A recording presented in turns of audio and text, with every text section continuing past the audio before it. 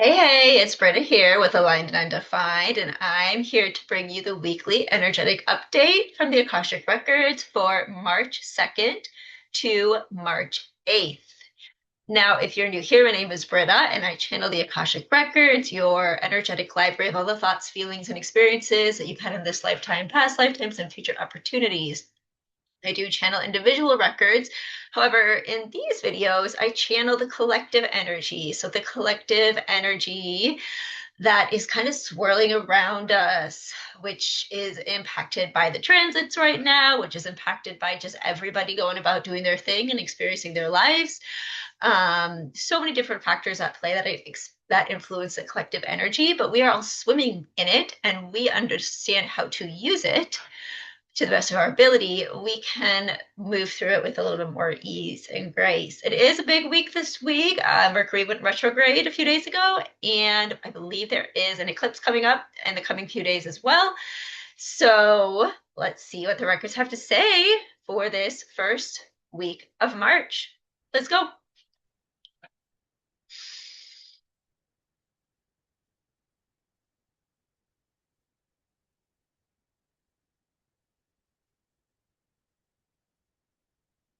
All right, the collective consciousness, the Akashic records for the collective consciousness is now open. I'm calling in all our angels, guides, ancestors, and anyone else for our highest, truest good only, highest, truest, and gentlest good only. And I'm wanting to ask the records, what do we as the collective need to know? What will benefit us most to know as we move into this week of March 2nd to March 8th? How can we navigate the energies for the best of our abilities? How can we navigate these energies so we feel most empowered in them?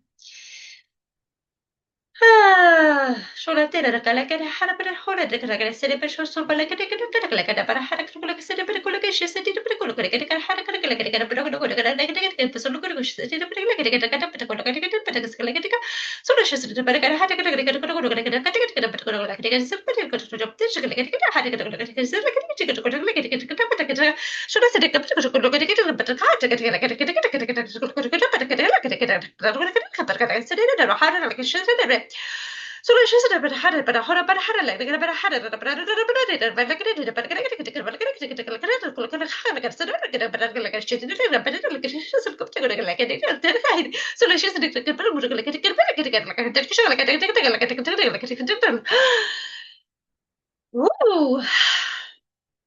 I was not expecting that. This is Britta. That was light language. If you haven't heard me speak light language before, that is the frequency of light. It's the frequency of the cosmos, and it is a healing frequency. You can think of it like Reiki, except for with words, with sound. And that has never come through in a collective, one of these weekly messages before. It hasn't come through in a really, really long time in a collective message. And yet it's the time, it is the time, it is the time to be bold, be bold. And there's also, I think, a message coming through specifically. It's for the collective, but it's coming through for me, and that I personally have felt a little nervous to share light language. I've done it before, but it's been a long time because there is a fear of judgment. It sounds a little weird, especially if you've never heard it before. And so the message for me that is also for everybody, because this is collective energy, is to be bold, to surprise yourself. That was certainly surprising to have that light language come through, and to allow yourself to um, do the thing, say the thing, be the person that you are here to be on this earth. Many of us, that is a challenge because we have been conditioned by society, by the families we grew up in, et cetera, to be a certain way. And for many of us, especially those of you tuning into this message, you are here to truly own your truth. If you're tuning into this message, you are someone who is truly here to own your truth in this lifetime. And that can be very uncomfortable if your truth does not look like what you see around you and what you have grown up around and what you have lived with for most of your lifetime. And so their invitation is to be bold this week with that light language transmission. I do feel like there was a bit that was a throat chakra opening as well, that transmission. It was also heart opening. Heart and throat are so connected because when we open our heart, we're able to speak from a place of authenticity with more equilibrium. That's the word that came through. So be bold this week. Be bold. Many of you get so caught up in Mercury retrograde and like, oh, I have to be careful about what I say because the transits are working against me. And that is all your mind. So if you are someone who is letting Mercury retrograde get in the way of you expressing yourself because you're afraid it's going to be taken the wrong way, please get that mindset out of the way. You still get to be you regardless of what is happening in the transits. The transits are not meant to be experienced through your mind. They're meant to be experienced through your being. So if you are keeping yourself from doing something because the transit said so, that is not being bold. That's not being authentic. It's not being you. So there's a very specific message coming through for a particular person or particular people who are watching this who are a little hesitant about Mercury retrograde. And that message is to not let that keep you from moving with authenticity and with boldness. If you're not so much tuned into Mercury retrograde, that's also okay. It's still a message for you to be bold, to say the thing, to do the thing, maybe you've been afraid to do. Something that maybe you've been holding back because it doesn't feel quite like you. But remember, dear ones, when you are growing and challenging yourself to become a better version of yourself, that thing that you want to do that feels exciting but also kind of terrifying, it's not going to feel like you at first because you are touching a new version of you that you've never seen before. And when you are touching a new version of you that you've never seen before, it is going to feel weird. It's going to feel odd. It's going to feel a little scary. And so even if something doesn't feel like you, but you're still like, ooh, I want to do that. I feel like I should, even though that doesn't feel like me. Do it anyways. Do it anyways. Because it is through that doing, it is through that practicing of doing that new thing that you become more comfortable with it. And then that new thing naturally becomes you with time. So this is truly a week to be bold. It is truly a week to throw out what hasn't worked for you, that what feels stagnant to you, to throw out those old versions of yourself that aren't really working anymore. Whatever that might be. For those of some of you, it's going to be in your relationships. For some of you, it's going to be in your communication. For some of you, it's going to be in your work life.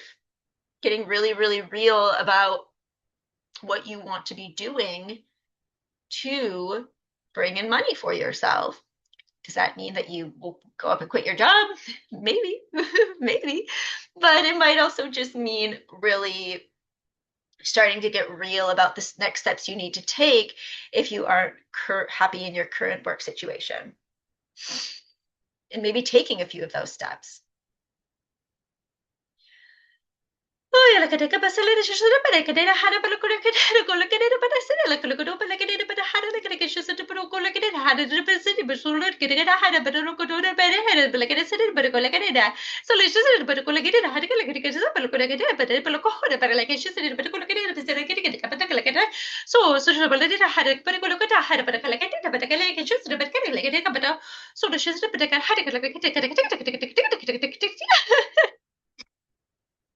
Ooh, and I feel like there is a message there in that transmission of light language to allow yourself to have fun too.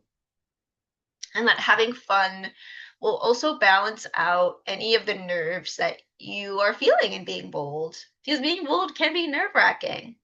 So fun will kind of balance any nerves out that you might be feeling about doing something new this week. And that doesn't have to be a really big thing, mind you. It doesn't have to be quitting your job. Sometimes the boldest thing to do is to do nothing. We live in a world that is fraught with action taking. It is full. We have been conditioned that if we do not take action, we are lazy. If we're not doing building all the time, we are lazy. And so sometimes the boldest thing for you to do is to do nothing. Is for you to say, you know what?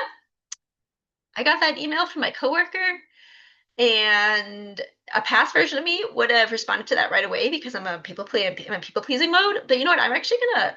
It's 5 o'clock right now, and I'm ready to get off work, and so I'm actually gonna put this off until tomorrow. No need to explain myself to my coworker. No need to apologize. Just honoring my own time. That is an example of being bold. It's not necessarily the big, huge thing like quitting your job, though it could be. Boldness comes in the small things too. It comes in that decision to not do the thing that you usually would have done, to break that pattern. It comes in choosing to respond differently to a challenging situation. Maybe instead of lashing out at your partner, you take a step back and ask for a moment to breathe before you respond. It's little things like that that are bold too. Don't underestimate the power of a small move and how that can create ripples. A small move is sometimes even bolder than the big moves because we have been conditioned in our society to think that bold means big.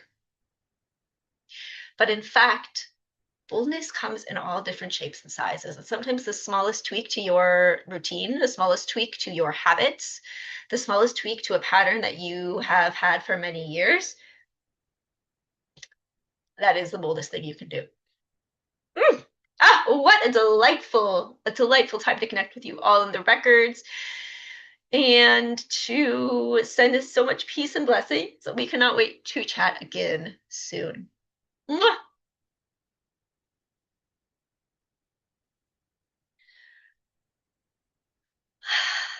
The Akashic records are now closed. What a lovely, lovely reading and lovely advice for this coming week. I hope you have a beautiful first week of March. As always, I'd love to know if you resonate with this in the comments below. Feel free to leave a comment if you like what you see here and want more, want to stay in touch with stay on track with my videos. I do weekly videos as well as monthly videos. Please like and subscribe. All right. Bye-bye.